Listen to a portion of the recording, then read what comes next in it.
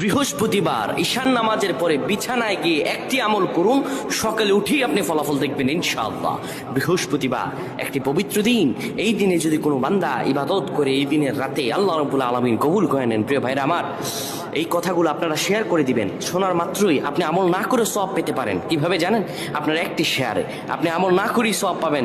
আপনার একটি শেয়ারে যদি অন্য ভাই আমল করে তার সমপরিমাণ সওয়াব আপনি পেয়ে যাবেন। রাসূল সাল্লাল্লাহু আলাইহি সাল্লাম বলেন, বাল্লিগু আন্নী ওয়ালাউ আয়া, আমার পক্ষ থেকে একটি আয়াত, একটি হাদিস যদি তোমার কাছে পৌঁছে, তুমি এটি অন্যের কাছে পৌঁছে দাও। সুবহানাল্লাহ। বৃহস্পতিবার যখন হয়ে যায়, দিন গিয়ে যখন রাত আসে, ওই রাতটা বৃহস্পতিবারের নয়, আরবি নিয়মে রাত আসে আগে, দিন আসে পরে।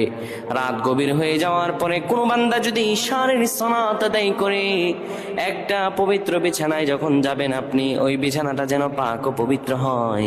ওই বিছানায় আপনি সুন্দরভাবে বসে যাবেন। তারপরে বসে যাওয়ার পরে আপনি দোয়া পড়তে থাকবেন, আর রহমান আর রহমান 7 বার পড়বেন। এরপরে পড়বেন আল্লাহুম্মা বিইসমিকা আমুতু ওয়া আহইয়া, ঘুমানোর দোয়া পড়বেন। এরপরে বুকের মাঝে আপনি দুরূদ পড়ে 10 বার মনের আশাগুলো নিয়ে আল্লাহর কাছে দোয়া করে পবিত্র বিছানায় ঘুমিয়ে যাবেন। আমার আল্লাহ মুহূর্তের মাঝে আপনার দোয়াগুলো কবুল করে নেবেন। আল্লাহুম্মা আমিন বলেন।